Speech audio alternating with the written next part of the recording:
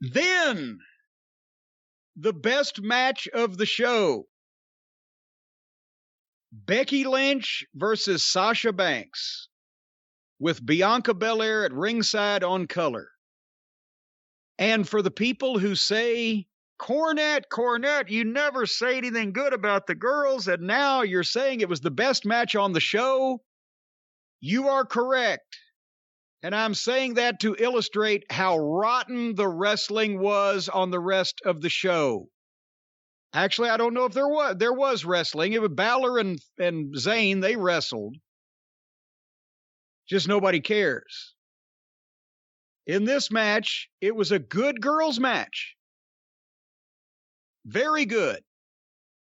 And the worst thing that I can say about this entire program is the best wrestling match on it was a 20-minute match between 230-pound girls.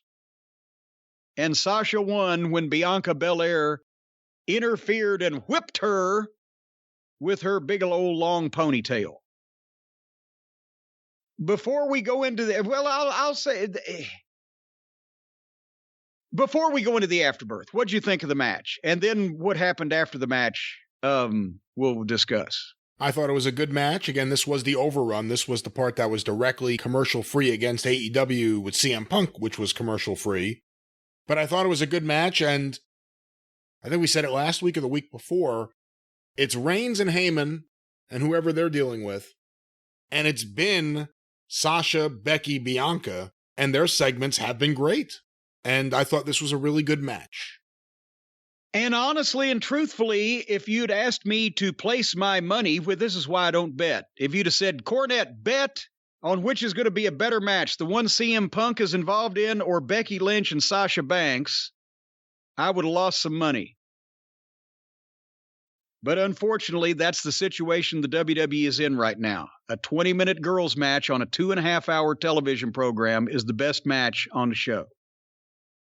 And then what happened right afterwards, because they were commercial-free, I don't know whether this was a mix-up in communication or whether this was really fantastic impromptu acting.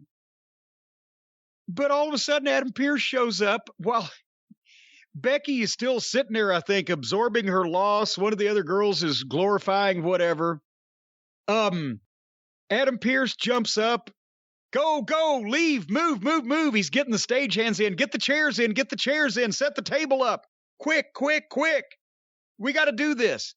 It looked just like what happens for real and during a commercial break on a TV taping when they got 3 minutes to hustle out and get set up for the next segment. Except it was all on television, including you hearing Adam, get out, just telling Becky Lynch, get out. So my question is,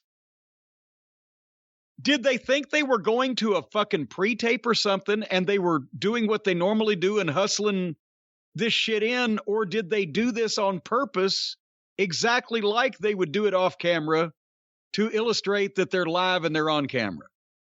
I'm not sure. It's a good question, though. It's a good question. Because, I mean, I could see that somebody said, yeah, we're going to go to a pre-tape and you got to get in and you got a minute and a half to fucking get in and out. Boom. I can see that happening and this being the result, but I don't know why that as anal as the WWE is about the way they dress and set their ring and for the celebrations, the contract signing, all of a sudden you would just see this 1 minute flurry of activity and the guy in charge screaming, quick, get out. Yeah, would they have Pearce do that or someone else, actually? Well, if it wasn't supposed to be on TV, a variety of people would be doing it. But I can see him doing it. But I couldn't understand what happened here, is all I'm saying.